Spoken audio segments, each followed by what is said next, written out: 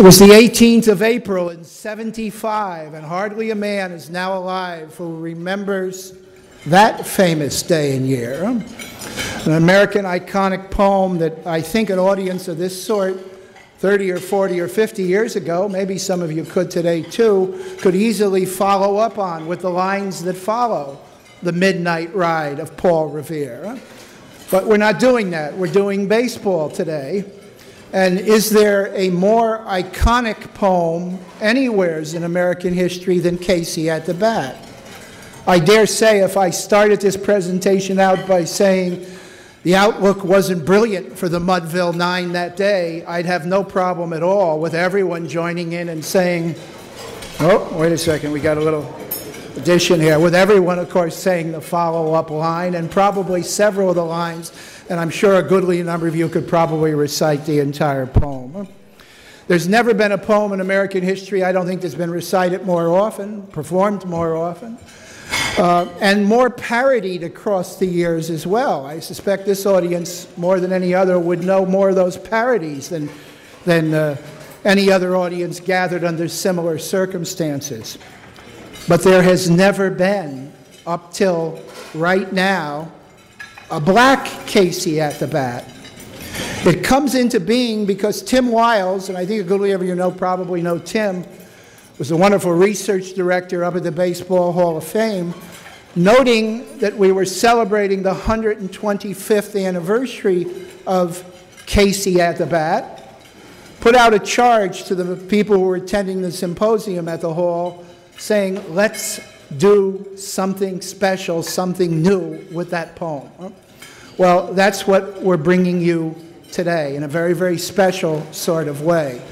I put the charge out to a young artist who I know very well, Kevin Kane, to see if he could come up with something that would be authentic into the black baseball experience, not be a parody of Casey, but be something new and capture that experience. And Kevin rose to the challenge in magnificent ways. This is not a parody of Casey that you're going to hear. This is really a new Casey. And I think I can speak with some authority in terms of the history of black baseball. This is a Casey who speaks to that history in very special and very wonderful ways. Kevin Kane will present to you Breaking the Line with the Mudville Nine.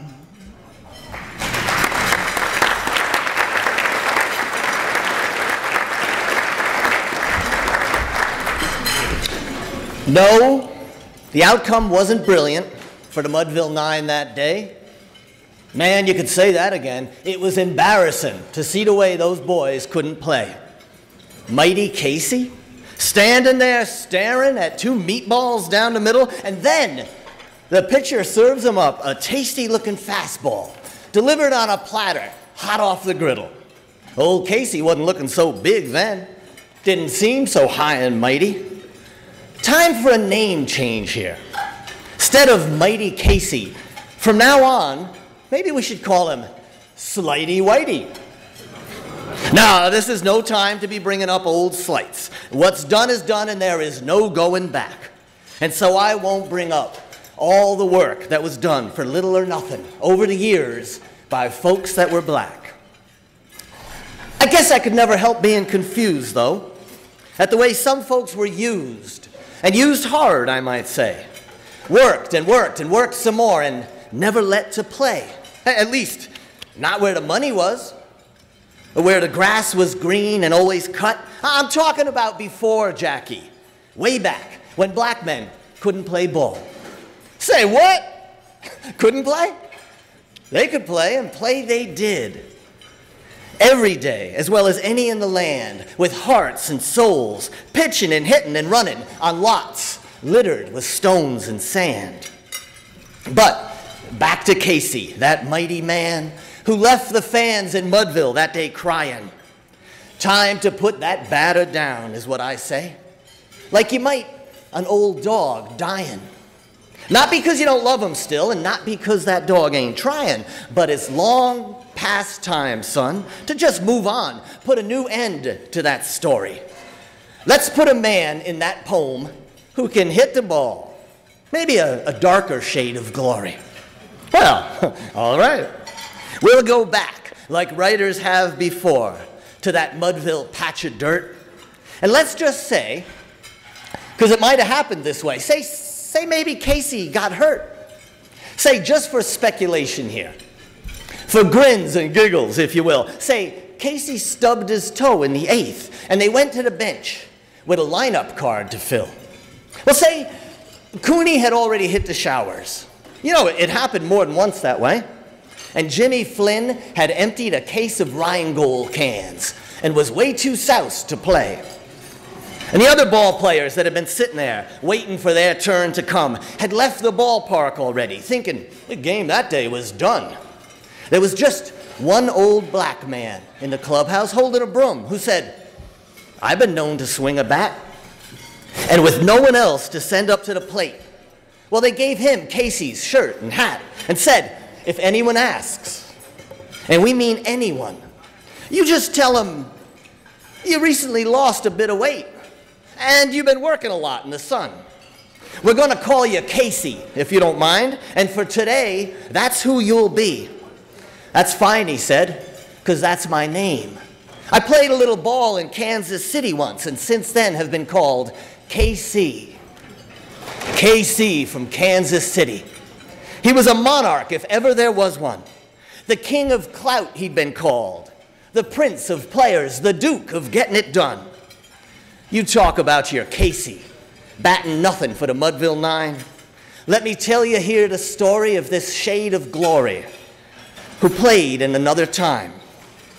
I know you've all heard what they tell about cool Papa Bell, who when wearied from knocking him out of the park, could turn off the light and be under the covers, asleep in his bed, for his hotel room was dark. Or of Josh Gibson, who with one prodigious swat cleared the stadium wall with a hard-hit ball in the house they say Ruth built. The naysayers will cry, "It's a lie." Well, no one has ever kept naysayers from naying. But that ball was still going up toward the sky when it was lost to the eye, and it never was found. I'm just saying. Now, I suppose you're going to want to bring up Ty Cobb, and well, you should, because he was good. But was he really great? How many times would he have stolen second base if there'd been, say, Big Lou Santop in a crouch behind the plate? Cobb could hit the ball better than the most, I'll give you that. And for his time, he was all the rage. But how would he have done if he had to face someone like a young Leroy Satchel Paige? Old Cobb had come at you with his bat when he wasn't sliding in hard, cutting you with both spiked feet. It's a cruel way to win, unlike stealing home clean as a whistle like Jackie done, sliding safe and popping right back up without missing a beat. Yeah, Jackie, he stole second a slew of times, and he stole third a whole bunch too. And more than once, that man stole home with his conscience clear and the pitcher just standing there holding the ball, not knowing what to do. The best that most ball players today could do could be fairly compared to some of Jackie's worst. On a third strike dropped one time by a catcher in Brooklyn. You know, I watched that man steal first. Old KC was the likes of all that, though older now and crowned with gray. I'm talking more than just a trace. Still, he moved like no one I ever seen. Now there was a cat with grace. You're always talking about Casey, Casey this and Casey that, but I swear, there was a change in the air when KC came to the plate wearing Casey's hat. He tapped his spikes and he took a look at the pitcher. And then he spit into the dirt. He was holding Casey's bat in his hands, and he was wearing Casey's shirt. "Casey, do well," murmured his wife in the stands. "Casey, Casey," roared the crowd, and she was just as dignified and quiet as the throng there that day was loud. Casey watching. Casey waiting for his pitch, not worried about a thing.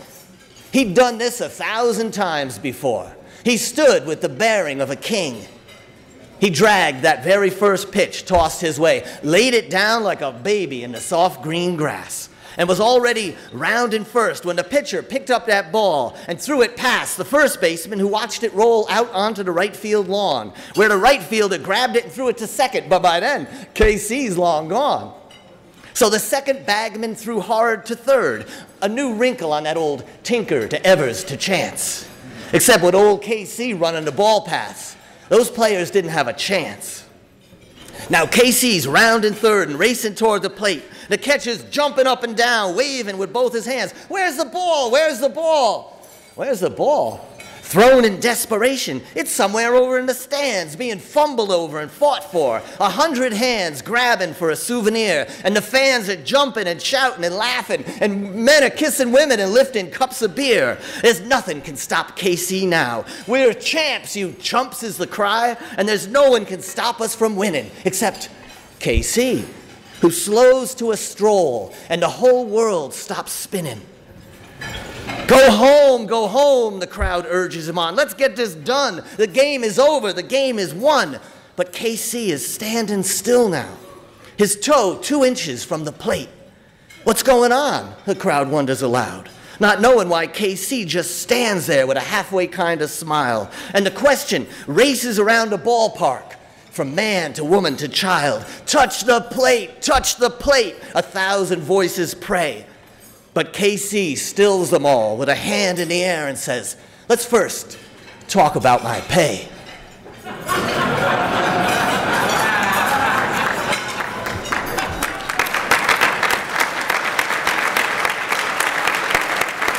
Thank you for having me. Thank you, Vince. Thank you very much.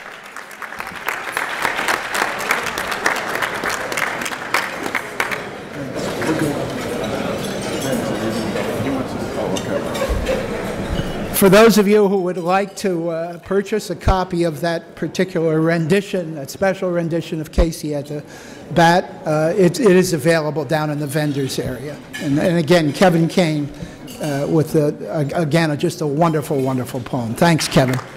Thank you, Mark. Thank you.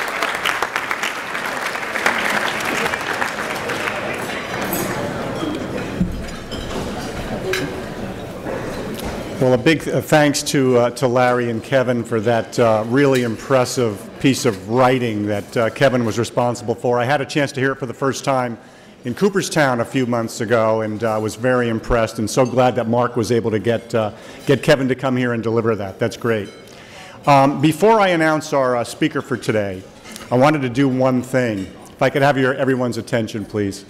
I wanted to do just one thing before I announce the speaker for today, and that's recognize and welcome back an old friend. Many of you know and know very well John Zeitz. John is a veteran of 21 years of work at SABR, including much of that time as our former executive director. And any time you look at where an organization is on at a given point in time, you know that it's the work of others who came earlier that made it possible. So let's give a warm welcome to an old friend, John Zeitz. If John would please stand up.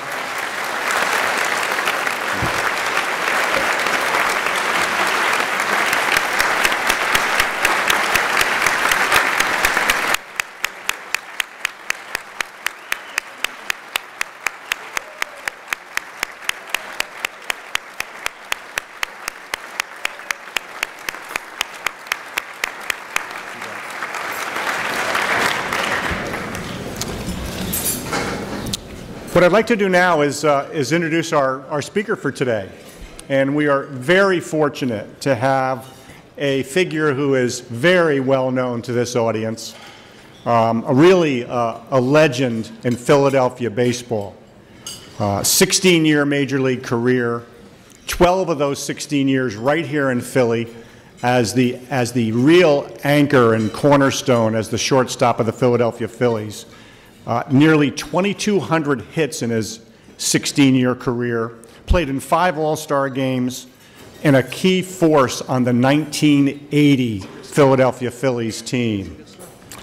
Now he's turned into expert commentator and analyst at MLB Network, and we get a chance to listen to his wonderful insights about the game from all of his years of playing, managing, and coaching.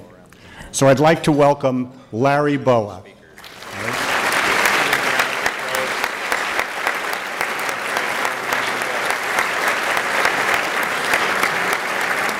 And the format for today's talk is a dialogue between Larry and Barry Bloom. Barry is the national columnist for MLB.com. You might have heard Barry earlier this morning moderating a panel. Barry is actually the perfect person to take on this task, as he's actually authored 2 books with Larry Bowa. So that's what we're very grateful to have Larry and Barry, and they're going to be going over to the chairs over there, having a dialogue and conversation about baseball, and then we'll open it up to questions at the end. Thank you.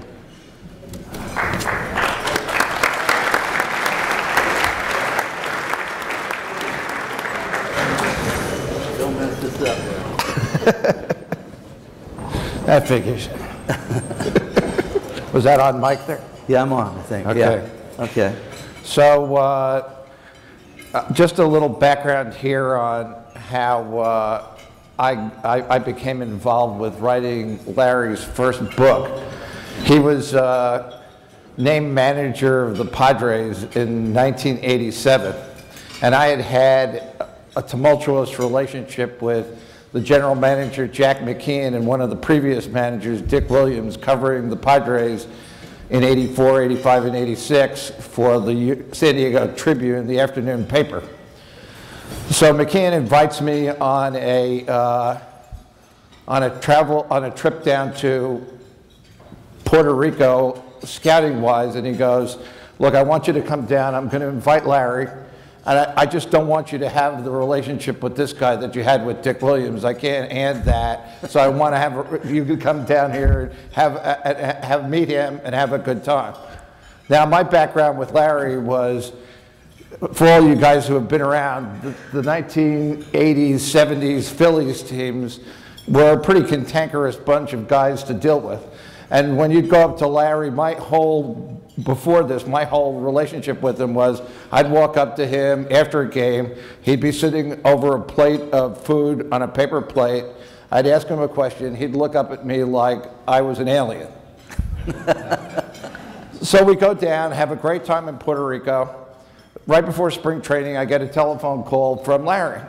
And he says, this publishing company in Chicago wants to write a book about my first year managing the Padres, a diary of my first year managing the Padres. And this is what he says to me, if you recall the conversation. He says, I'm a bleep hole, and I need a bleep hole to work with me on this because I'm a pain in the bleep. And then he says, I asked around, and I was told, you're just that bleep hole. Is that pretty much the way it went? That was a true story. So we spent the year together, and the first book was named Bleep. That's what it was called. Right, and by March of 1988, he's in trouble already managing the Padres, and by May, he's dismissed, as we call it at MLB.com. And I'm the one who calls him in his hotel room at 4:30 in the morning to tell him that he's probably gone, and the club president at the time, Chub Feeney, had yet to even do it. So this becomes the chapter to the new book. He gets hired in Philadelphia, and he says, you know, people in Philly can't find Bleep, they want to read it. So we go to another publisher, reconstitute it, and we call it I Still Hate to Lose. And the first half of it is Bleep, second half of it is all new stuff. And for his credit, this was 2004, he actually lasted the whole season before he got fired the second time. So I don't know if you remember, I told you if we ever write a third book, the name of it's going to be I Still Hate to Lose My Job.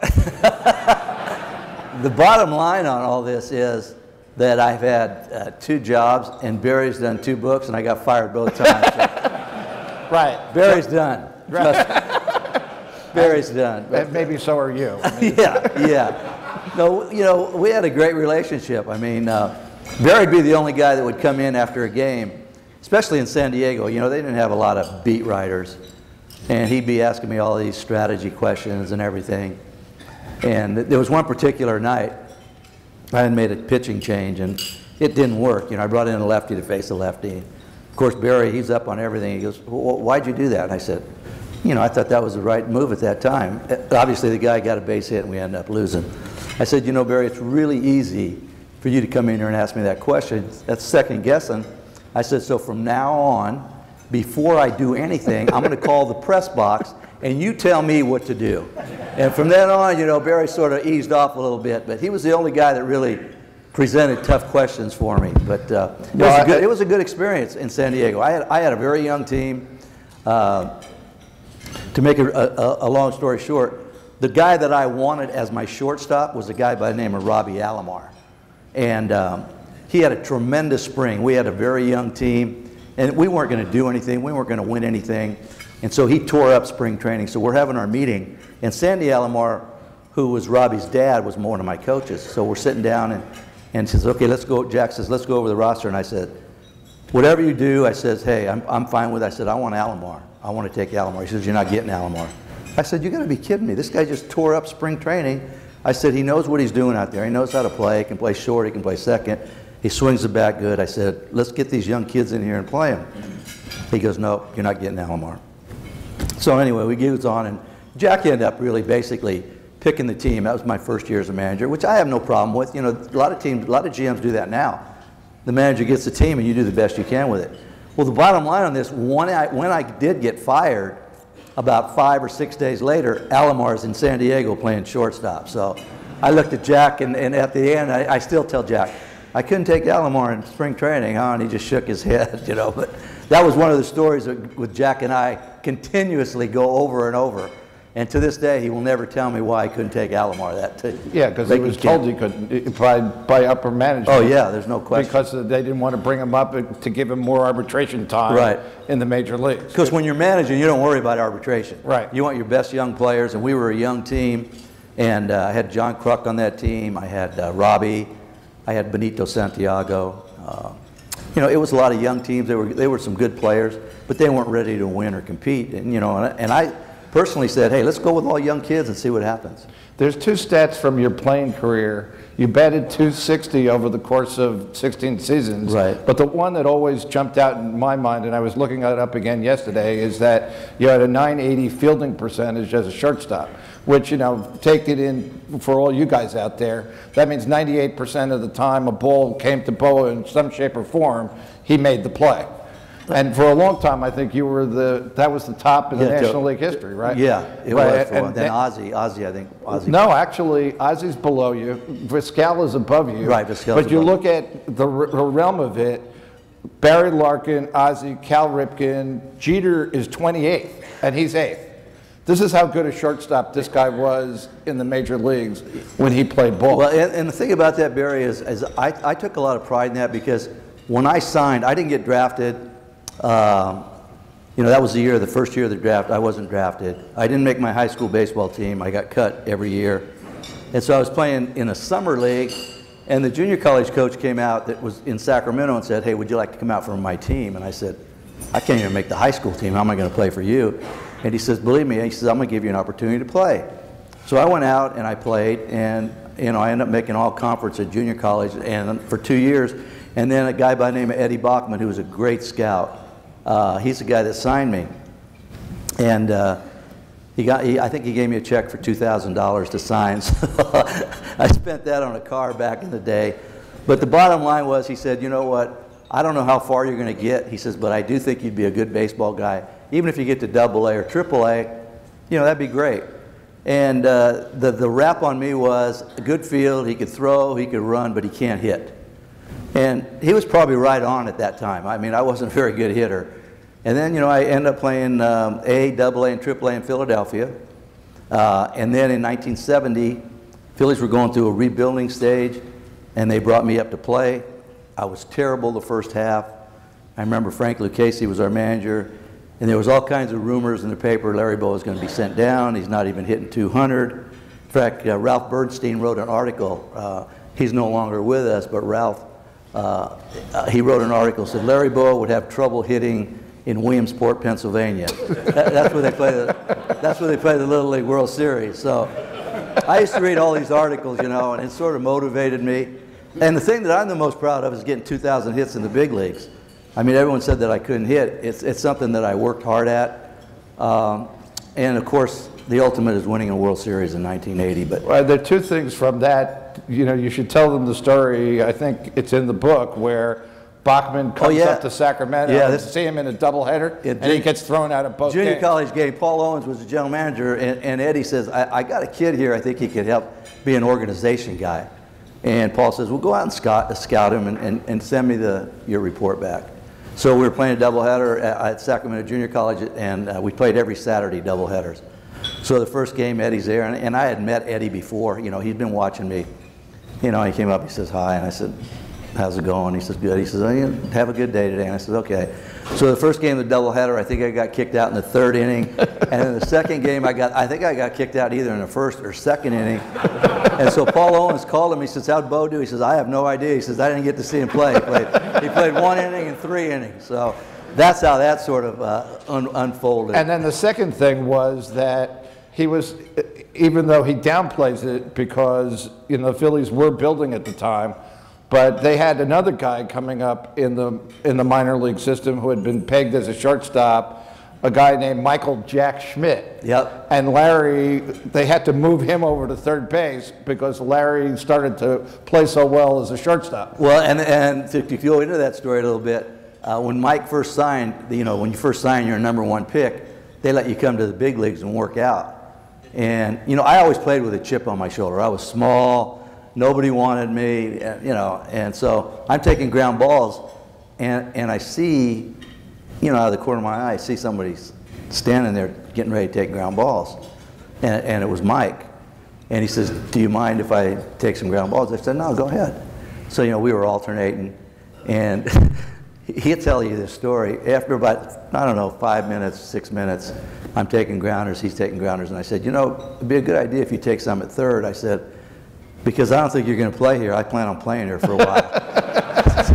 And he was right. Can you imagine that? I'm telling a #1 pick who's hitting balls 900 feet and eventually a Hall of Fame player. Right. And he looked at me like, yeah, right. And they eventually did move him to third, thank God, because I'd have been out of a job a long time ago. But, you know, he started getting bigger and everything, and they thought he'd be a better third baseman. So I was very fortunate to play with him during the good times in Philly, him and Steve Carlton and Pete Rose, to play with 3 guys that I know Pete's not in the Hall of Fame, but they are Hall of Fame players, and it was a lot of fun, and the city got wild when we won in 1980.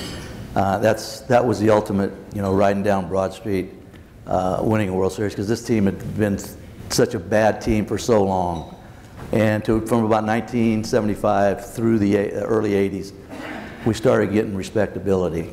And, you know, that's something, you know, people say, well, what about your best game offensively? What about your best game defensively?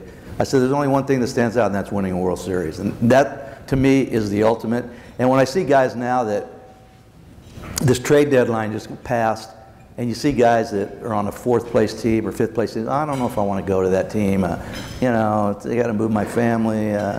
I still, to this day, can't understand why a guy wouldn't want to go to a team that has a chance to win a World Series, because to me, that's the ultimate. You can make all the money in the world.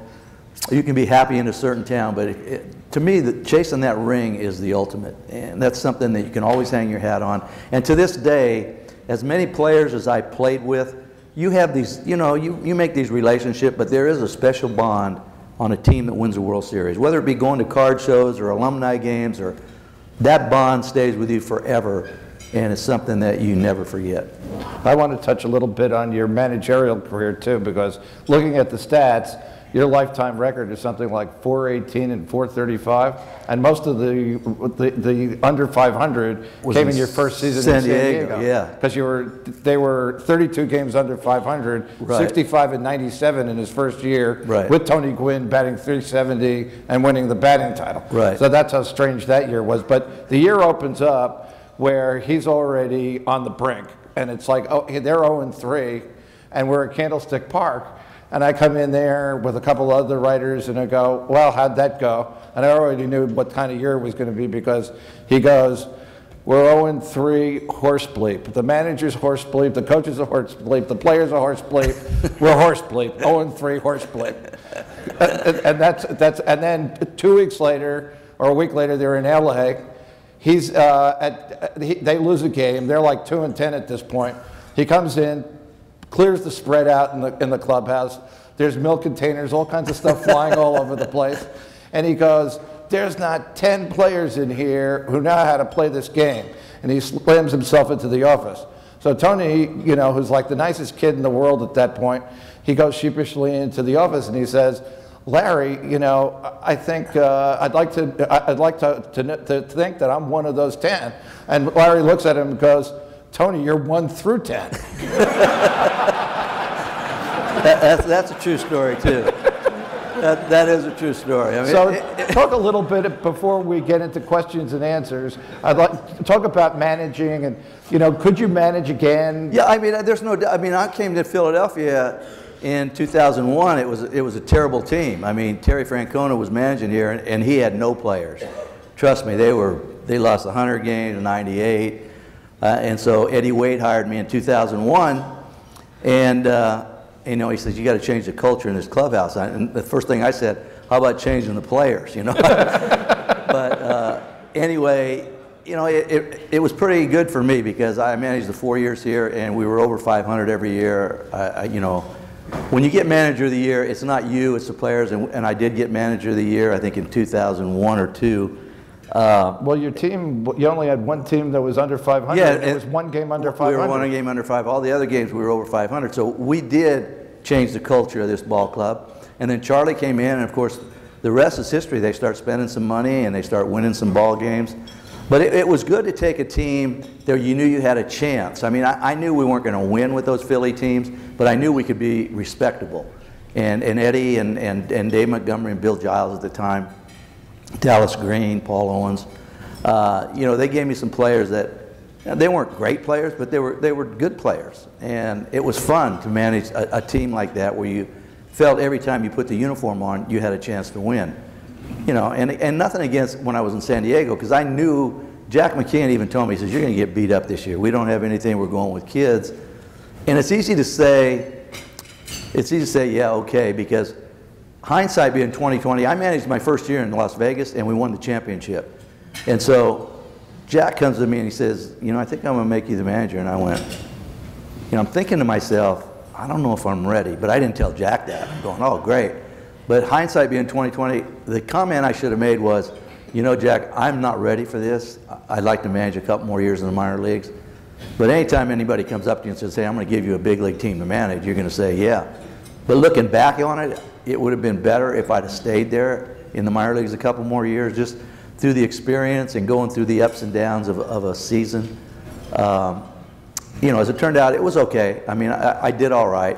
But I got to, during my whole career, not only as a player, but I got to coach for Joe Torre, I got to coach for Lou Piniella. I got to, when you're talking about teams in New York, Los Angeles, and in Chicago, I coached there.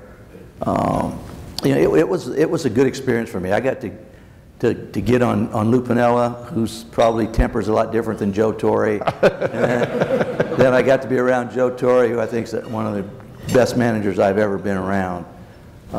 He lets coaches coach.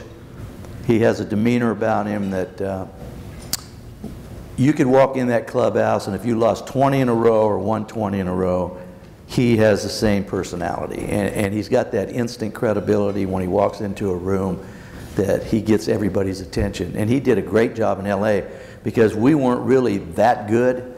And we came 2 games both years of getting to a World Series. We won the playoffs.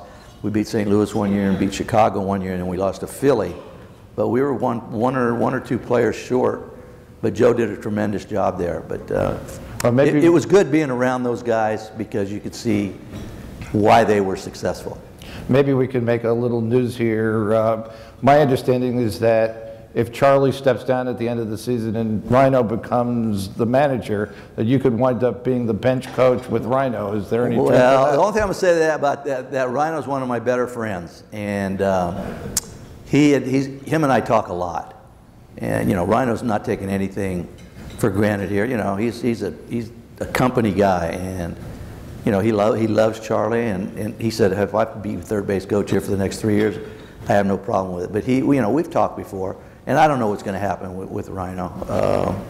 He's a good baseball guy, and Charlie's done a tremendous job in Philadelphia. This year hasn't gone the way they would have liked it. You know, this game's a funny game. If you follow what's happened, I'll give you an example. Last year, Washington.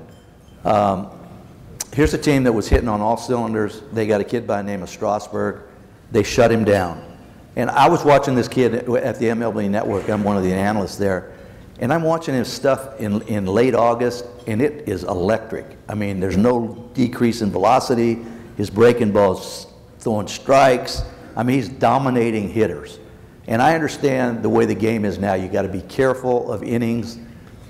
But I thought there was a way, maybe skip a start, maybe only let him go 5 innings some games, because I really believe in my heart that if he'd have pitched the rest of the way, I'm not saying they'd have won the World Series, they'd have got to the World Series, but there's some general managers now that think because you're young, you're going to get there the next 2, 3, 4. It doesn't work that way.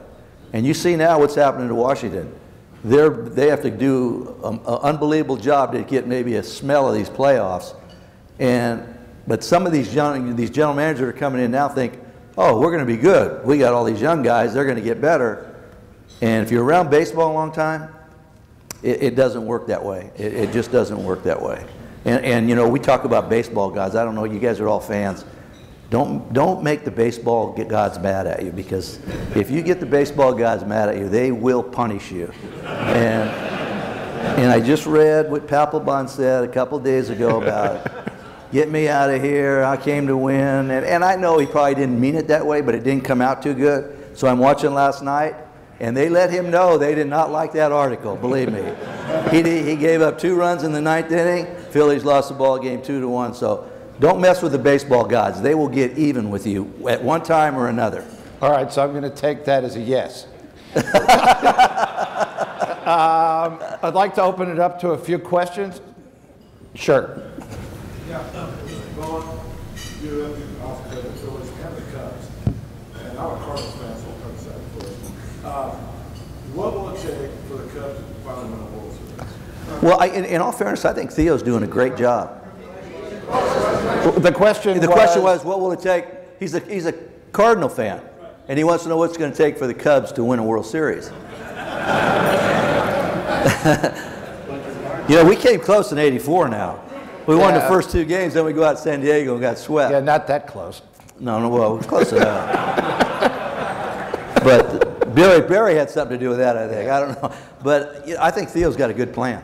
You know, he's got some young kids there. It's not that easy to put together a team. You got to have some luck. You got to be good. You got to get breaks. I'm not going to say they're going to win it in the next year or 2, but I think they're going to be a very respectable team. You know, this game is a funny game. You saw your team, the Cardinals. They were cruising along. Then they lose 7 games in a row. And who would have thought that? And not only did they lose 7 games in a row, they didn't even hit. And I'm watching them a week ago, and I'm saying on the air, this is how dumb I am, I'm saying, this might be the best hitting team I've ever seen. They drive in runs with 2 outs. They stay in the middle of the field. They got guys that know what they're doing at the plate. Then for 7 games, I'm going, God, why did I say that? But that's why baseball is such a great game. You don't know what's going to happen. But I will say this. I think the Cubs are on the right track. Anybody else? All the way in the back?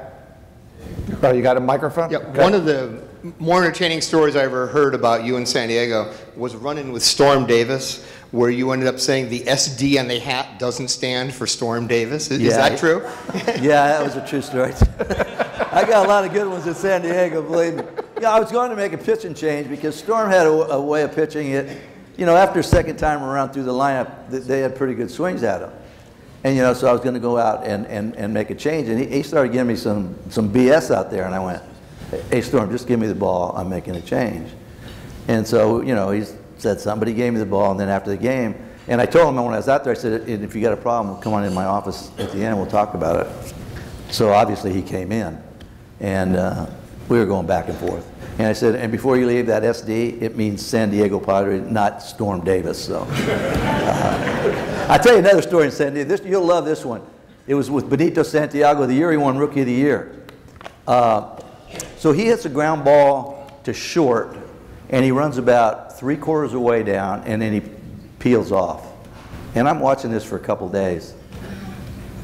So he's putting his gear on, and I said, "You're out of the game." And he goes, "What do you mean?" I said, "You look tired." I said, "You take a seat. I'm going to put Mark Perrin in." And he goes, "Are you serious?" I said, "Yeah, I'm serious." I said, "I don't like the way, I don't like guys that don't play the game the right way." And so I said, "When you're ready to play the right way, come in my office and I'll put you back in the lineup." So the first day goes by, and I'm expecting Benito to come in. He's one of my best players. And he doesn't come in. So I went, okay. I said, "I'll play Mark Perrin again." So, and nothing against Mark Perrin. He was a very good backup catcher. So the second day comes, and I'm saying, he'll be in today. No Benito. So now I get a call from Jack McKeon. He goes, "What are you doing?" I said, "Hey, Jack, I'm gonna make an example out of this kid." I said, "He's got a great future." I said, "I'm tired of him not running out balls. He's his first year in the big leagues." I said, "Are you kidding me?" He says, "You got to get him in there." I said, "I told him when he's ready to play to come and talk to me." So Sandy Alomar, who was my coach, a great baseball guy, I called Sandy and I said, "Sandy, has he said anything to you?" He goes, "Not a word." And he says, "You want me to talk to him?" I said, "No, don't talk to him. Let him get this message." So it went 3 days, and I'm getting calls from Jack, and I'm going, "Oh, Jesus, I got to put this kid in the lineup." So the 4th day, he did come in, and I went, "Thank God." He goes, "Bo," he says, "I'm ready to play." I said, "Are you ready to play the right way?" And he goes, "Yeah." I said, "I want you to give me everything you have, and when you're tired, tell me and I'll give you a rest." I said, "There's no need for that." I said, "You're a young kid." And the rest of the year, in fact, he hit 32 games in a row, or so he had a 32 game hitting streak. He won Rookie of the Year. He played unbelievable. And to this day, when I see Benito, he says, "You remember that time when you benched me and I didn't come in?" I said, "Yeah." I said, "I almost got fired then because Jack McKeon kept calling down." He says, "You better get this guy in the lineup. He's our best player." But it worked out good, and Benito was a good kid. But sometimes, as a manager, you just, when you let guys at a young age do things and nobody says anything, a lot of coaches are afraid to say things to people now. I mean, your job as a coach is to make these guys better, not get on them. Constructive criticism. But there is a lot of players that play today, and they're good players, believe me, there are a lot of good players. They're very sensitive. And you got to be careful how you say it, and when you say it, and where you say it. If you're going to do it, you do it in your office, one-on-one. I heard you had a few things with Matt Kemp. Huh? Yeah, Matt Kemp and I had a little going at it. He turned out okay. I'm not saying that works. I'm just saying sometimes, this game's not easy to play. If people think this game's easy to play, you're crazy. This is one of the hardest games to play. And sometimes, you need to be, you have to bring out some things to players that the easiest thing to do on a baseball field is play hard. Hitting the ball's hard, catching the ball's hard. The easiest thing to do is to play hard. And to this day, it shocks me to see guys go through the motions, running to first base, stopping at second when the ball's in the gap. There's no reason for that. There is absolutely no reason for that.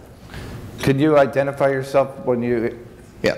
Russ Lake from Champaign, Illinois. In regard to your trade to the Cubs, do you still remind Ryan that he was the throw-in? Ryan knows he was a throw-in. I tell him every time I talk to him.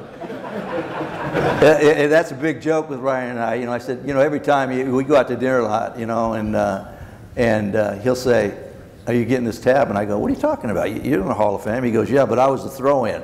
And so,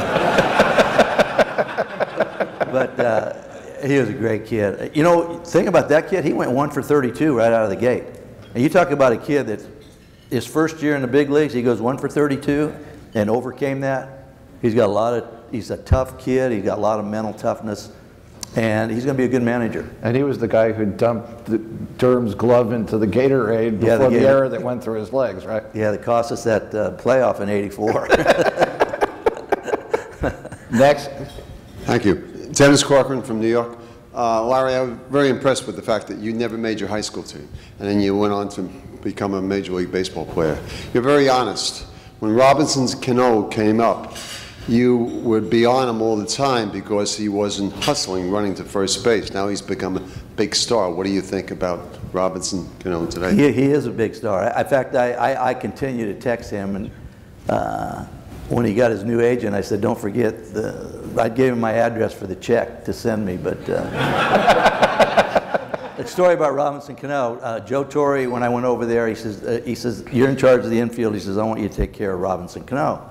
He said he's got all the talent in the world. He says he's a little lazy, doesn't really like to work, and he says, but he's one of these guys that come along every 20 years. And so the very first day I got there, you know, I shouldn't say the very first day. I called him during the winter when I got the job. And I said, Robbie, I said, when we get to spring training, we're going to work. We're going to work every day. He goes, oh, good, I need to do that. So we get to spring training, and the very first day I said, Robbie, 8:30 in the morning, we're going on the half field every day that we are home. Now, when we go on the road for spring training, you know, the bus leaves at a certain time, but every home game, 8:30. He goes, no problem, no problem. So the first 3 or 4 days, 8:30, boom, he's right there. And we're working, he's working, he's working. So the 4th or 5th day, I'm out there with the balls, and it's 8:30, and no Robbie. And so I said, okay, I'm going to give him a little slack. Maybe there was traffic.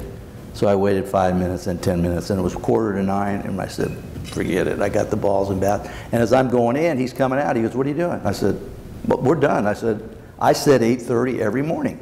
And I said, if there's traffic or whatever, you overslept. I said, that's not going to get it. And he goes, are you serious? I said, yeah, I'm serious. He said, well, I've been here the first 3. I said, that's not the program. The program is every day when we're at home, we're working. And if you don't want to do that, then I'm not going to waste my time. I have nothing in this thing. I'm a third base coach. If you want to go out there and play and practice once every 5 days, then go ahead and do it. I said, if you want to do it the right way, then we're going to do it the right way. And then from that day on, he came out every day at 8:30. And in fact, it got so the very first year, every time we came off a road trip from the West Coast, the Yankees had a day off the next day. He had me coming out on the day off to hit him ground balls.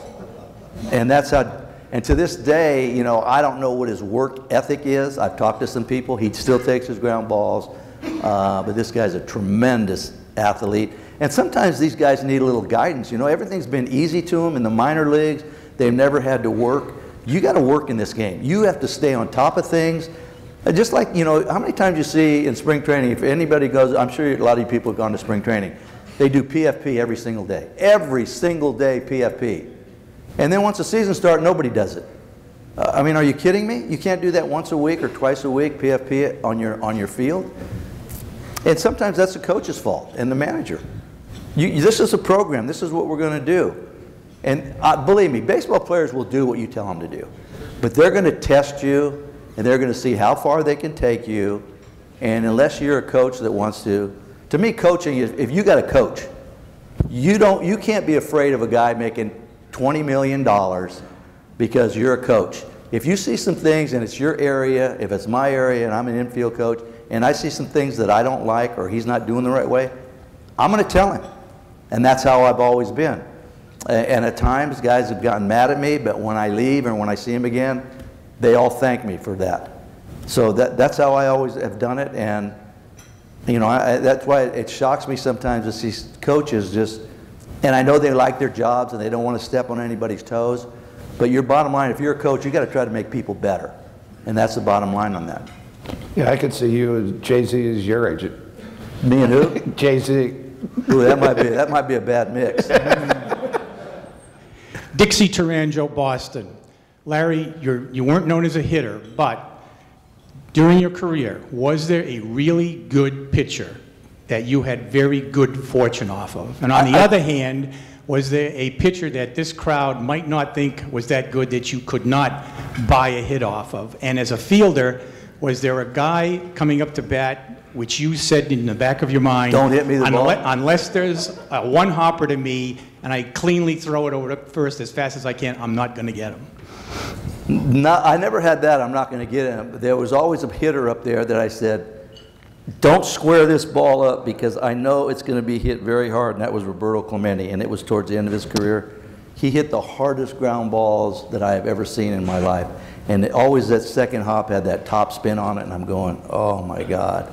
As far as a pitcher, and I'll tell you this story because it sort of relates back to it. My very first professional game, not in the big leagues, but in Spartanburg, South Carolina, Bob Wellman was the manager, and we were playing Greenville, who was the Mets. And so I'm all keyed up. I've never been away from California, and I went to spring training, and I made this team. And so I get up. The one thing I could do is I put the ball in play. I didn't strike out a lot. At that time, I wasn't a switch hitter. I was a right-handed hitter. So the first time up, I punch out. Second time, punch out. Third time, punch out. And the fourth time, I punched out. This is my first game. And so I'm sitting in my locker, and I had my head down, and Bob Wellman, the manager, comes over. He goes, "What's wrong?" And I went, "You know," I said, "if this is what big professional baseball is about," I said, "I think I need a ticket back to Sacramento." And he goes, "Trust me, this guy's going to be something special." I said, "I sure hope so." I said, "I had no chance." It was Nolan Ryan. And the lights were about as bright as those things, and he's throwing these curveballs, and I'm hitting right-handed, and I'm going, bailing out. He's throwing stuff over my head, and I'm going, oh my God. But the guy that I had got some hits off of was Nolan Ryan. In fact, in '80, I got to hit the start of that inning that we beat Houston to go on and play Kansas City in the World Series. But the one guy that I did not like to face, even though it was the end of his career, and the reason I didn't like facing him, because he was very mean. And if you tried to bunt or foul it back, he would scream at you and say, "You better get it down or you'll be wearing it." And if you want to call it intimidation, go ahead, but it was Bob Gibson, and I went. Hey, Dickie Knowles was talking about that yesterday. Bob Gibson was maybe, not only was he a great pitcher, but he was a mean great pitcher. They had an interview after Mike Schmidt hit a home run, and the next time we played them, he drilled Mike Schmidt. And they interviewed him, and he says, "Was that on purpose?" He said, "No, not at all." He says, "What happens when you're a pitcher is half the plate's yours and half the plate's the hitter. He just has to guess what half that I'm going to get him." We have time for one more question. Hi, Chuck Hildebrand from Chicago. From an insider's standpoint, what do you think are some of the greatest differences between the Major League shortstops of today and the Major League shortstops of 1973? They got some great shortstops now. There's no doubt about it. You know, the only thing I'm going to say about baseball today, these athletes are tremendous. They got great young kids coming up, strong, can run, can hit, great arms, pitchers that got great command. I do think everyday players really stress hitting. The fundamentals of the game, where to go on a cutoff. Don't make a double play ball that's not a double play ball. Knowing the situation, playing the scoreboard.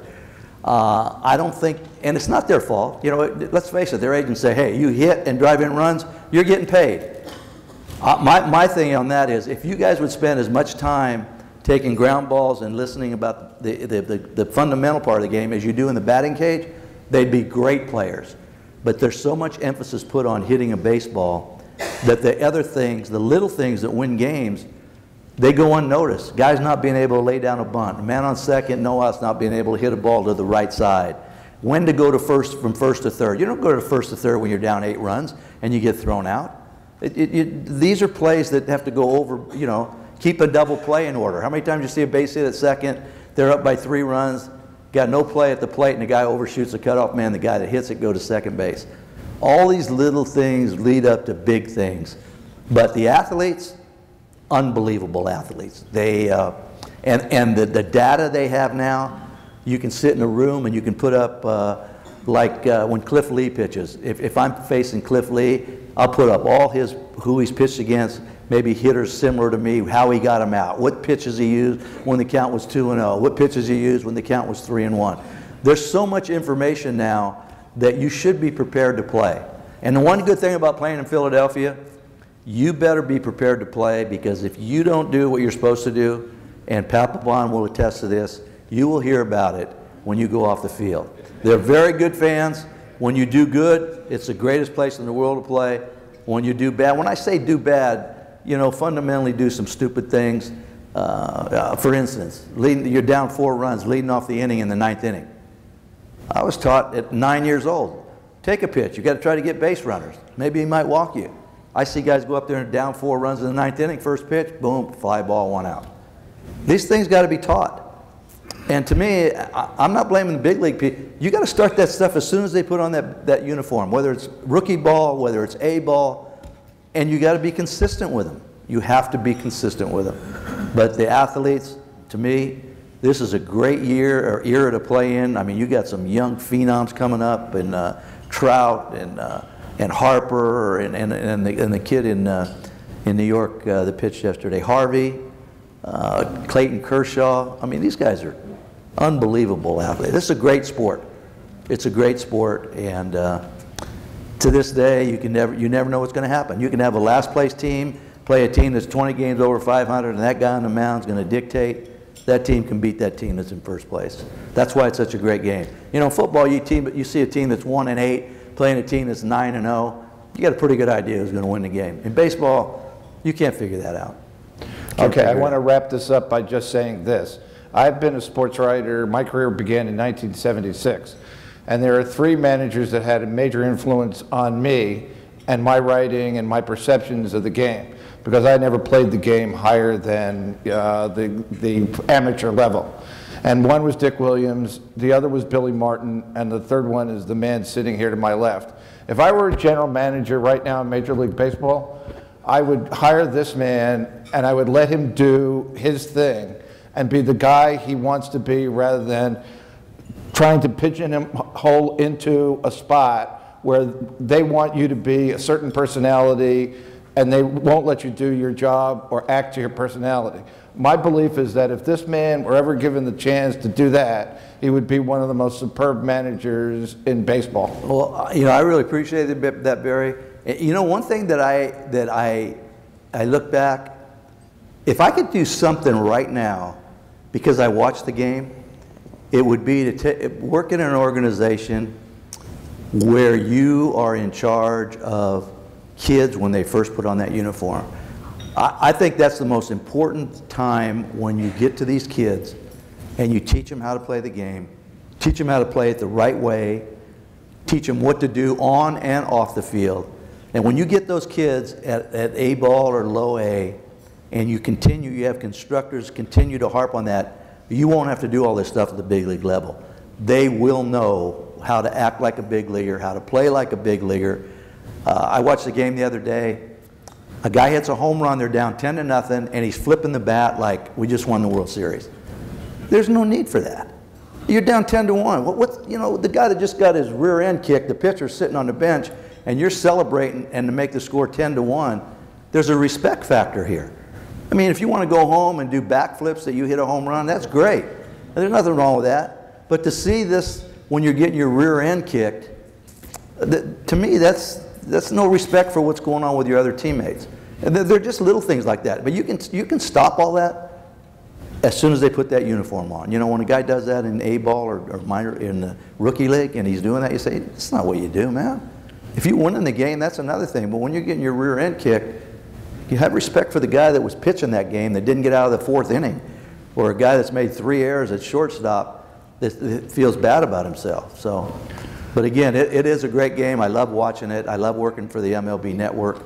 I'm going to be at the game tonight, and hopefully the Phillies are they're heading in the wrong direction tonight. But they got a kid tonight by the name of Martin, that when I was with the Dodgers, I got a chance to see him. He's got a great arm. I don't know how he's going to do tonight. I'm sure he's going to have some butterflies. He's from Atlanta. He's pitching against the Braves tonight. I'm anxious to see how he pitches tonight. And before I go, I want to say hi to Roland Heeman. Unbelievable baseball man.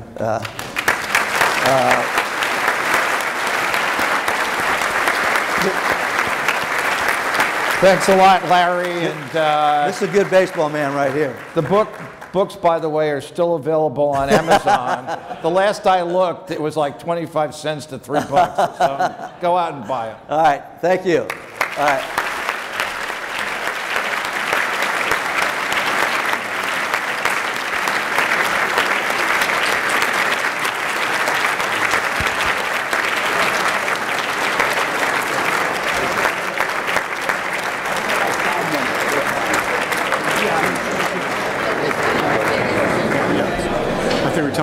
No, no. Okay, if everybody can take their seats. We're very grateful to Larry to... Can we have your attention? We're going to start the awards portion of the program. And we're very grateful to Larry, but he does have another commitment. So Larry won't have a chance to stay because he has another commitment that he has to go to, actually down at Citizens Bank shortly. So again, thanks to Larry. So we'll begin the awards portion of the program. And I'd like to begin by calling up our next presenter and guest, Roland Heeman, to present the annual SABR Scouts Research Committee Award, which recognizes the baseball executive who's demonstrated a lifetime commitment to professional scouts and scouting and player development. You know, Roland, and I know many of you know him well, but I feel it's in case we have some newcomers in this room, it's worth going through a bit of his background. He's now been in professional baseball for over 60 years, and he's really seen it all. And he's the recipient of one of baseball's highest honors, and that's the Buck O'Neil Lifetime Achievement Award by the Hall of Fame, which recognizes the profound impact that he's had on the game, including the mentorship of many of baseball's current leaders. And incidentally, this is one of 4 awards that's named after Roland, including an award by the White Sox, by the Arizona Diamondbacks, his current employer, and also by Baseball America. So please welcome Roland.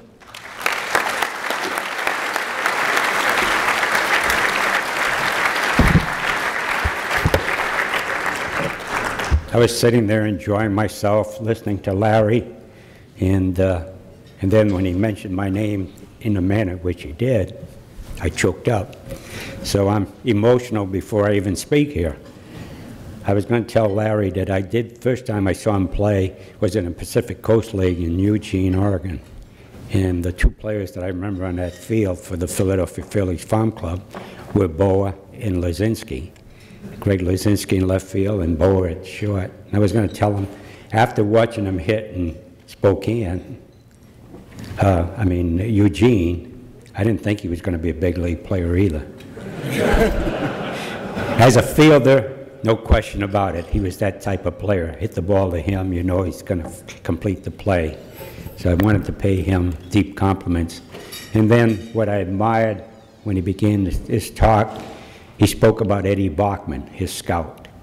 Eddie Bachman was a great scout, and the fact that Larry wasn't drafted, he still gave him a chance to play pro ball, and then, you know, he overcame all the odds against him, a little skinny guy, and become a solid winning shortstop.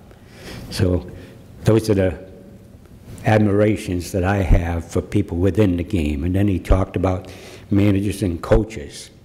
If they work on the players from the beginning, and I always often say players are lucky to be drafted or signed by certain organizations because of the caliber of the instructors, so they're vastly overlooked. I was thinking of George Kissel, 50 years in the St. Louis Cardinals organization, and he was a stickler on how to play the game properly. And the success of the Cardinals through the years was really directed towards George Kissel, making them well prepared to be big league players and play the game the way it should be played. And I know Tony La Russa had great love for George, and in his latter years he would have him on his major league bench and just eat up the wisdom that he could pass on to everybody and the role that he could play within our game. I regret the fact that Terry Ryan called when I answered the phone and forgot to turn it off, but I'm one of those guys that I've always kept my phone available. I give my number to a lot of people. And then when I started not working as a general manager and I was at home, the phone rings. I always picked it up. And then it's a marketing person, right? So Margot said, "You've got to learn not to answer every phone call." I said, "Well, that's how I made a lot of trades, because prior to, we didn't have cellular phones, so the phone in the office, the secretary never had a chance to pick it up because I had already picked it up. Because I always figured if I don't pick it up, I might read in the morning paper that some clubs made a deal, and if I'd have picked it up, I might have. Sometimes you don't want that club to make that trade, so you try to interfere with the process. But anyway, the phone rings after she's given me this strong lecture, and they said, "We'd like to talk to Roland Heeman." So she had told me, "Just tell him you're not here." So I said, "I'm not here." My son just about fell off the chair laughing. My wife was exasperated with me. So you can understand, I'm here on the microphone this morning, the phone rings. Sure, I got to pick it up, right? No deal made, though. But anyway, it's refreshing to hear Larry Bowa. You can tell I agree with Barry. If he could get a good ball club to manage, then, you know, you can only do so much. You can make a bad club look better than it is, but to have some real good ball players, then you win championships and what have you. And he is of the mold of a great inside baseball man. Anyway, I'm here to present an award to Terry Ryan. Well, Terry called and said that they canceled the flight. That's why he's not here. I have a sneaky suspicion, too, that he probably felt, hey, I've got 4 awards named after Roland Heeman. Why should I show up? I won't have any room for it. It's almost like Jim Cott, 15 gold gloves in one of his years with the White Sox. I got him for a $20,000 waiver price, one of the best deals ever. And he won 20 and 21. And then he asked me if I could trade him to Philadelphia or Pittsburgh for whatever reason, because he knew that Bill Veeck was getting the club and there wouldn't be much money for him to get another raise. So anyway, I did trade him to Philadelphia. But he had won all these gloves. He said, Roland, I don't have any room on my mantle anymore. You can have this one. So we have it in a cabinet in U.S. Cellular Field. The White Sox have kept it as a souvenir. Anyway, with Terry Ryan, I guess I could repeat the same speech I've made probably every other time. One of the finest baseball men that I've ever encountered. When Larry paid that compliment to me as a baseball man, that's the epitome that you love to hear from anyone, and that's what Terry Ryan is. I gave him an award from Baseball America. He won 2 Sporting News Managers of the Year awards. I gave him an award at Guthrie, Oklahoma, Oklahoma Museum, where Warren Spahn used to attend every year, and I gave him an award there.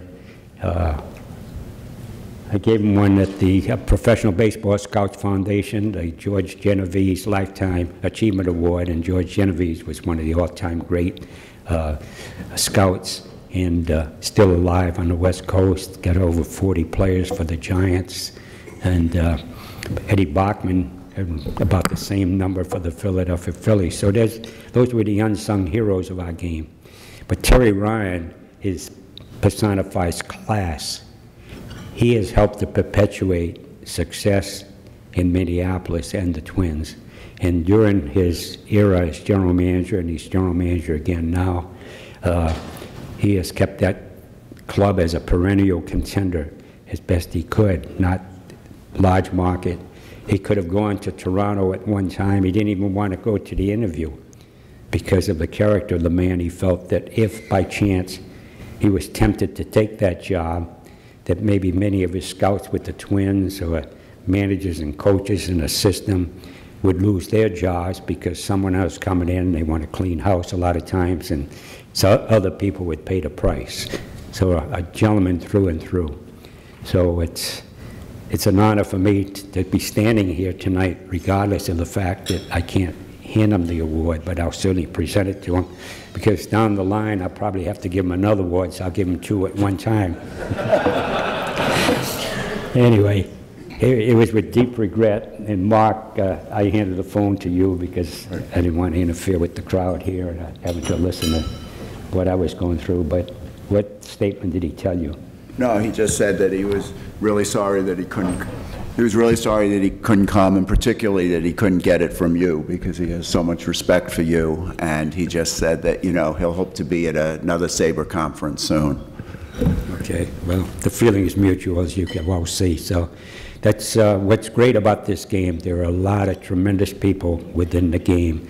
And last night I really enjoyed that film about Hank Greenberg. And I remember Bill Veck had a great fondness for Hank Greenberg. And he once told me, he says, the finest gentleman in our game is Hank Greenberg.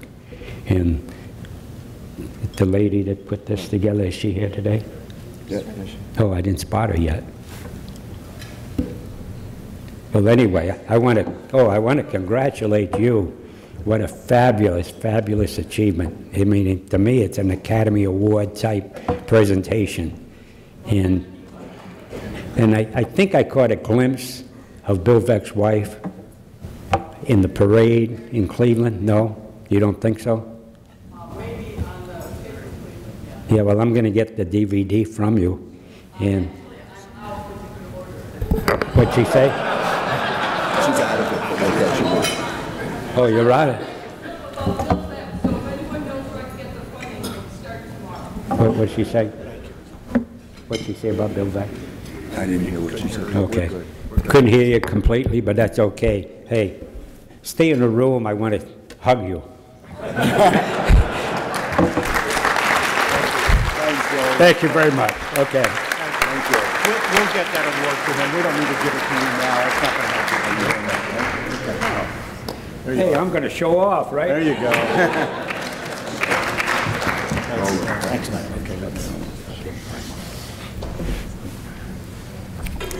Thanks to Roland, and I know Terry wanted to be here, but with his duties and just having a narrow window, he misses one. If one flight gets canceled, he couldn't go to Plan B. So, the next award we'd like to present is the SABR Lee Allen Award.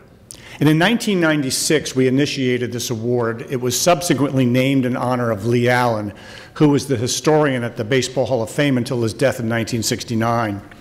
It honors the best in baseball research project at the annual National History Day competition, an annual event which students compete on a regional basis, followed by a state competition, then the national finals at the University of Maryland. And the winner of this year's Lee Allen Award is Grace Olson of La Crosse, Wisconsin, for her work on the All-American Girls Professional Baseball League.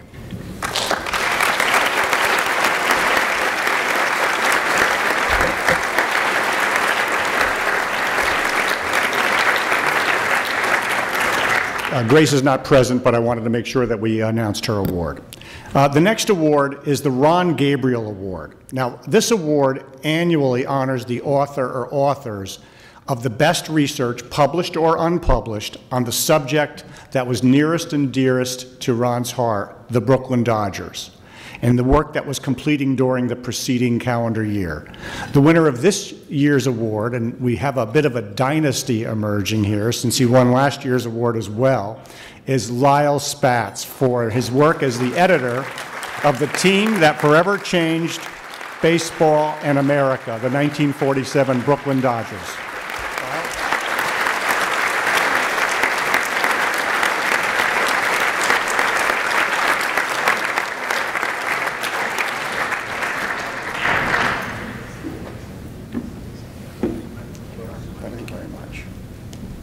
Ron Gabriel was a friend, so this is very special. But I share it with everybody who contributed, many of whom are in this room. So thank you.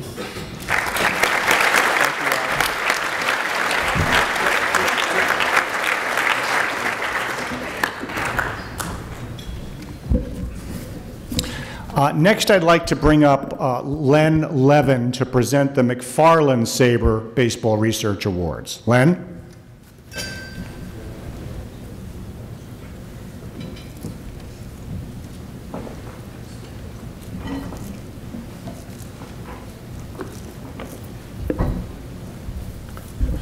Thank you, Vince. McFarland SABR Award is for articles. In this year's competition was for articles either written or published in 2012. We have 3 winners. They're not number 1, 2, 3. They're all tied for first. So I will read them in alphabetical order. First, Bruce Allardyce, for the inauguration of this noble and manly game among us, the spread of baseball in the South prior to 1870. This was a piece that was in Baseball, a journal of the early game, that demonstrated that baseball the growth of baseball in the South did not depend on baseball players and others from the North. It developed on its own. Bruce, are you here? The click.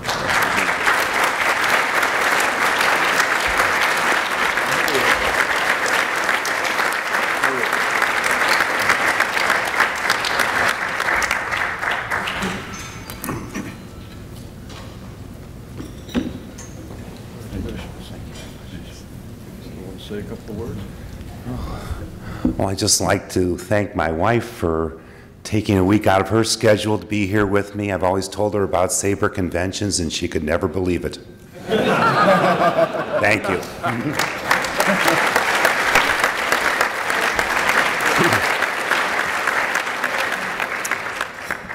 The next winner is Ken Fenster for an article titled "Earl Man Beats the Klan, Jackie Robinson and the First Integrated Games in Atlanta." This was about, as the title says, the first integrated games in which Earl Man sort of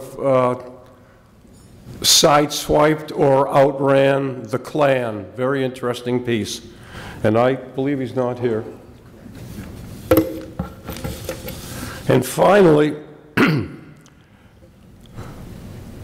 who exempted baseball anyway? The curious development of the antitrust exemption that never was. That's an article by Mitchell Nathanson that appeared in the, or I guess is scheduled to appear in the Harvard Journal of Sports and Entertainment Law. I have, those are the three winners. If any of you are interested in reading any of those articles, I have copies. Just send me an email. I'm in the SABR directory, and I'll send you a copy. Thank you.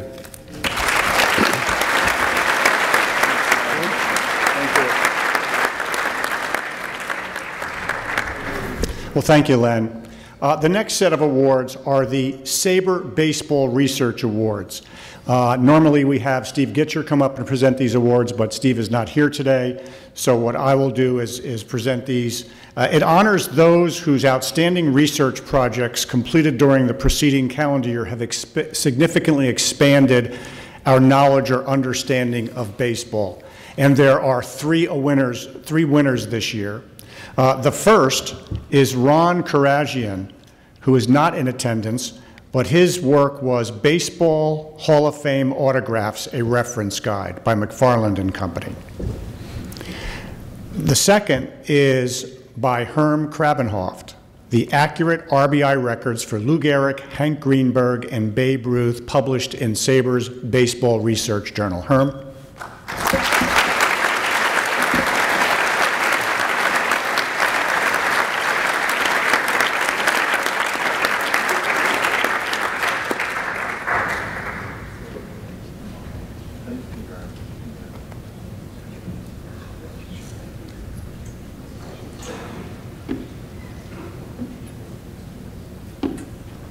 Congratulations. Thanks so much, Vince. May I say a few words? You may. Okay, thanks. Just be brief. Yeah. Hi, I just want to thank some of the people who were very helpful to me in doing the research. Let's take a moment. In alphabetical order: Ron Antonucci, Cliff Blau, Steve Boren, Rich Bowering, Keith Carlson, David Furis, Mike Lynch, Bob McConnell, Trent McCotter, Marilyn Miller, Mark Moore, Bill Nowlin, Bernadette Preston, Dick Rosen, Dave Smith, Gary Stone, Rich Topp, Dixie Taranjo, and Walt Wilson. They all went to libraries to get photocopies of newspaper articles that I needed. In addition, Freddie Borowski, Bill Dean, Steve Ellsbury, Andy McHugh, Rod Nelson, Pete Palmer, Tom Ruane, Mitch Sovinsky, Jerry Wax, Tim Wiles, and Robert Swissick with guidance that I needed at times.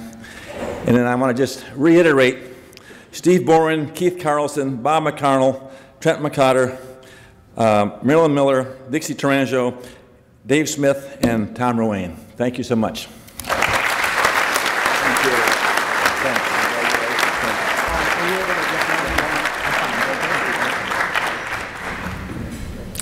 Well, thank you, Herman. And what a good reminder that sometimes in the baseball research world, it does take a village to really put a piece of research together, and it's a team effort. The third and final SABR Baseball Research Award is the work Baseball Pioneers, 1850 to 1870, the clubs and players who spread the sport nationwide, published by McFarland and Company, and we have 5 authors, 2 of which are present here today. Peter Morris, William Rysick, Jan Finkel, Len Levin, and Richard Malatsky. Will Jan and Len please come forward?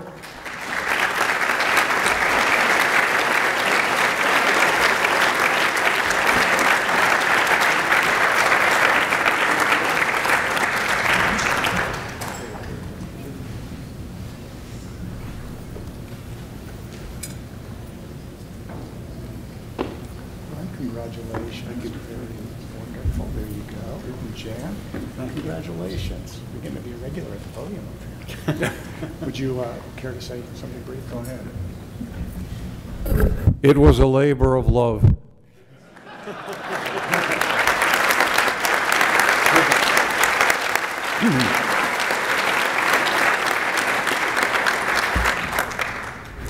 Well, thanks. The next award we have is our Henry Chadwick Awards. This award was established in November of 2009 to honor baseball's great researchers, historians, statisticians, analysts, archivists, for their invaluable contributions to making baseball the game that links America's present with its past. And apart from honoring individuals for their contribution to the study and enjoyment of baseball, the Chadwick Award is intended to educate the baseball community about sometimes little known but very significant research contributions, thus encourage the next generation of researchers.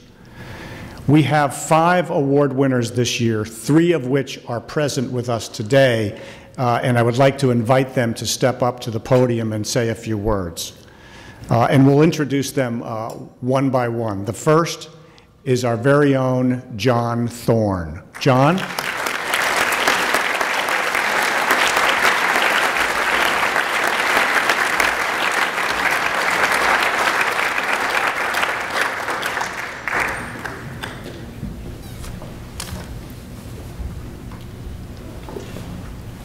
Congratulations. There you are.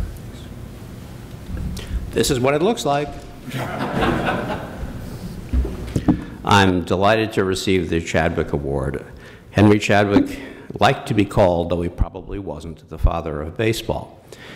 And I like to think that if I'm not an uncle or a brother or a great nephew, at least I'm in the long line. And nothing could please me more than receiving this award before my colleagues, because as you know, so many of my projects have tapped into the specialized interests of SABR members. It's been a signal pleasure of my life to have worked with so many of you, and it is certainly unfair for it all to come down to this, with me taking this home while the rest of you get nothing.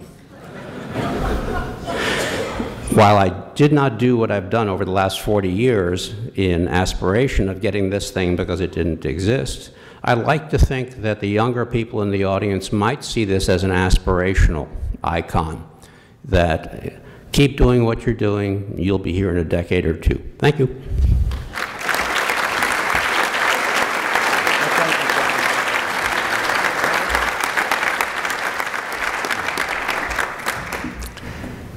And the next Chadwick Award winner for this year that we'd like to call up to the podium is Bill Carl.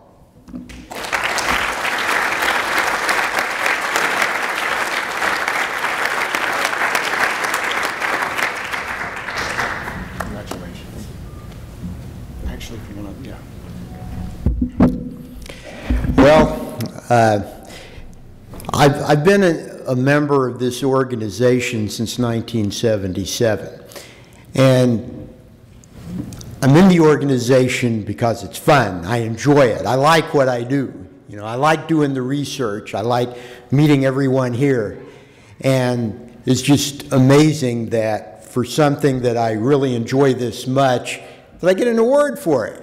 You know, I mean, it's great, and I'm very honored to get this award and to share it with all of you and with the other recipients. And I just want to say thanks, and I'll keep seeing you at future conventions.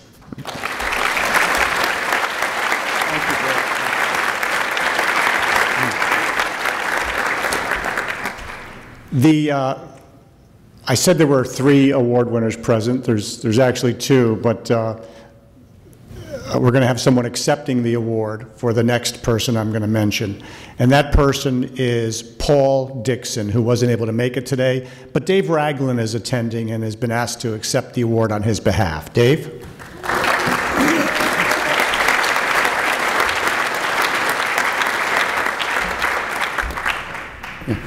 Paul regrets not being able to be here today, but he asked me to say the following.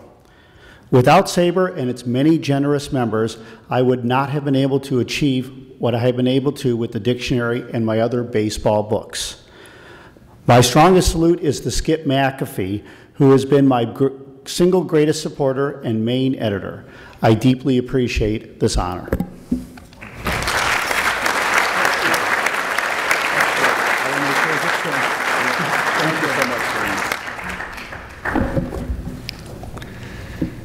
The other 2 Chadwick Award winners are no longer with us. One is Fred Lieb, and the other is Francis C. Richter. So let's please acknowledge them.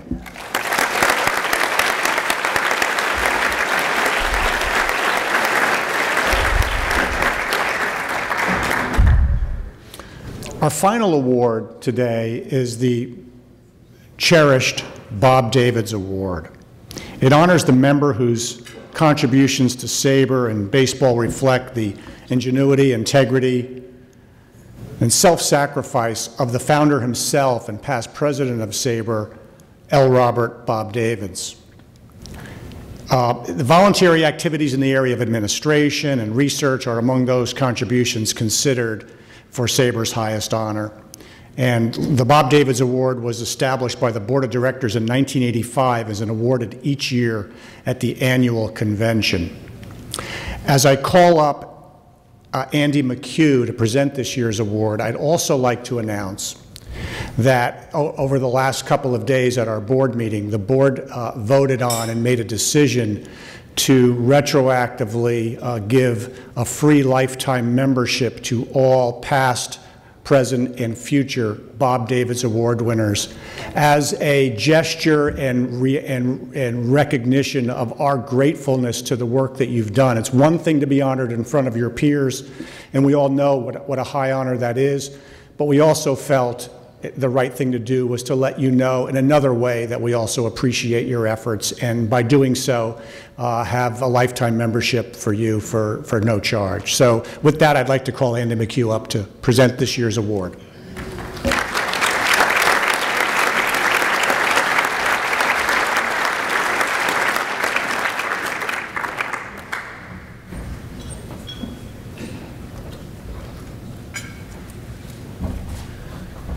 Well, I think I'll appoint myself as the representative of all the previous winners and say thank you for that gesture, although it's hard to believe that the amount that all of us owe the rest of you in this organization for putting together some of the work that we won the award for is very small, and I personally intend to take the amount of money that I would have spent in dues and donate it to the organization.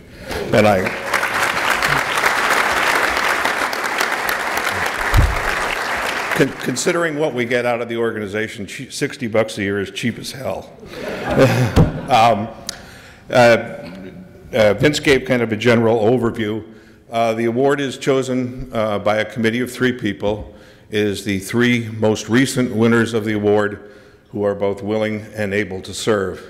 This year, that committee was myself, Mark Rucker, and Jan Finkel. I'd now like to read the roll of the previous winners. I would ask them all to stand as I call their name and to remain standing while the roll call continues, and to remind them that afterwards we'd like to take the traditional picture of all of the award winners with the new one right over here. Dating back to 1985, the first one, the late Bob McConnell. Joe Simonek, who's not with us this year. Bob Hoy, who's also not with us this year. The late Vern Luce. Pete Palmer. John Hallway, who is with us this year. John, where are you? Right in the back there.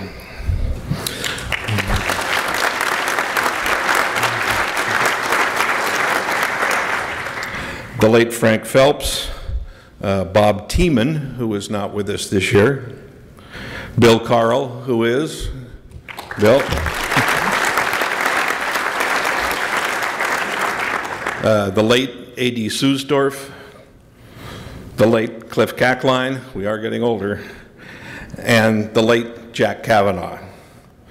In 1997, Len Levin.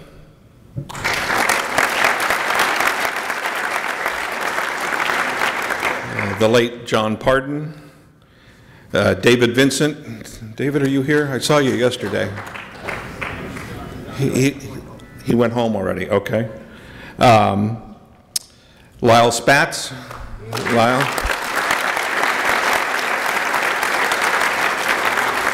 Larry Gerlach.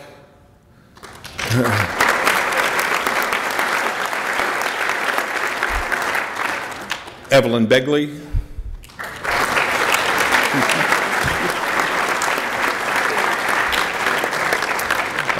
The late Fred Ivor Campbell. The late Dick Thompson. David W. Smith.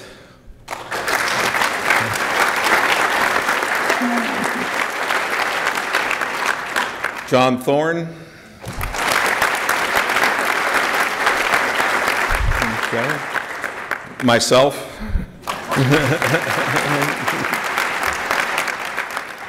Mark Armour.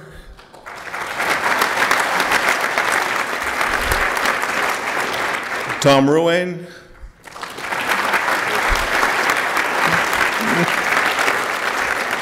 Mark Rucker, who's not with us this year. Bill Nowlin.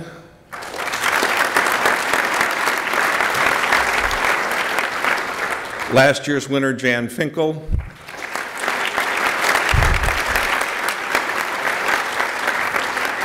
And the 2013 winner of the Bob Davids Award, known only to a few people, and about to make the speech of his life without any preparation, Dick Beveridge.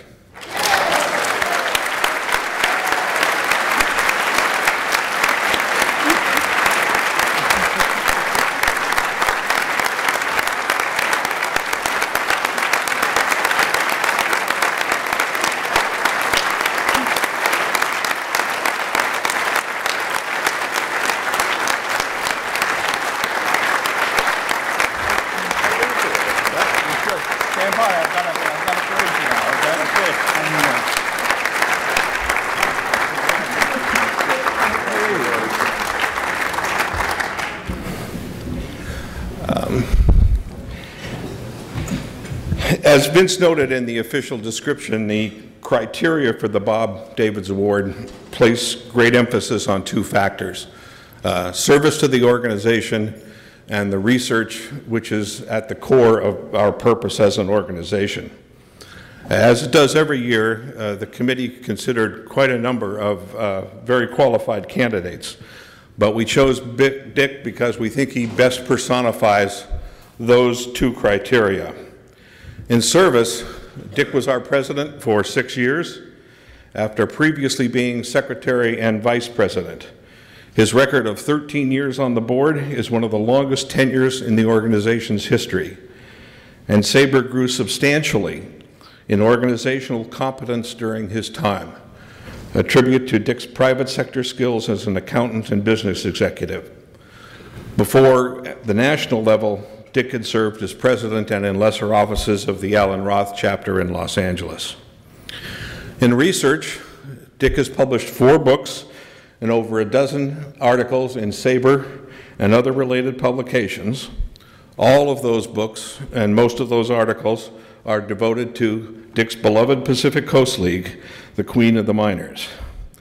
Dick is also the founder and apparently president for life of the Pacific Coast League Historical Society, as well as editor of its newsletter and life of the party at its 2 annual conventions. Dick has been an active member of SABR's minor league committee since he joined the society in 1980, as well as being a member of at least 10 other committees. I should also say a word about Dick's personal qualities.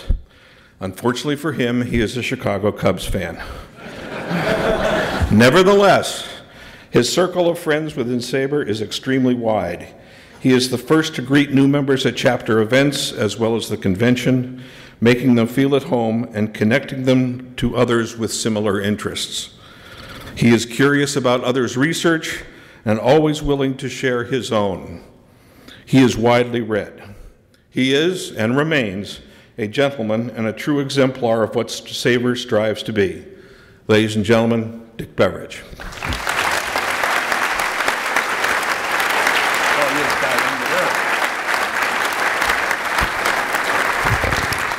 Well, to say that I am surprised is an understatement.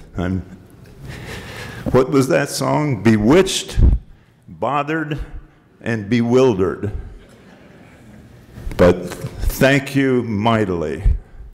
All of you here, SABR members and guests, friends for many, many years. Some of the best people I've ever met in my life are in this audience. I'm a crybaby.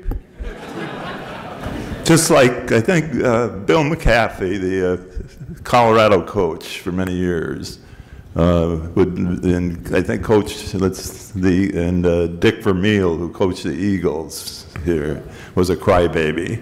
And I occasionally met Dick Vermeil, and we shed our tears together.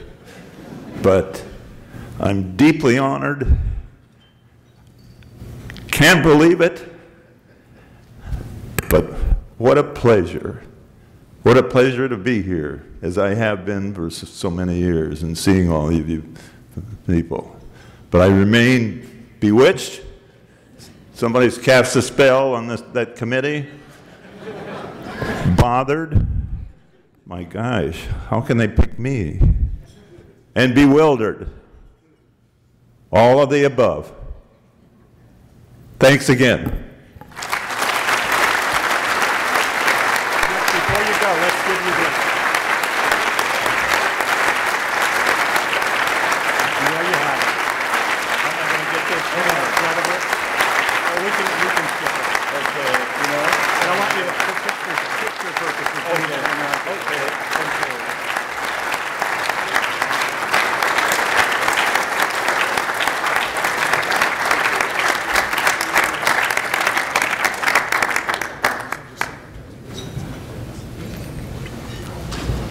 Well, thank you, everyone. I know the Bob Davids Award winners past are going to gather up here in the corner for photos, but that concludes our awards banquet for 2013 for SABR 43. Thank you so much for your attendance, and enjoy the rest of the conference.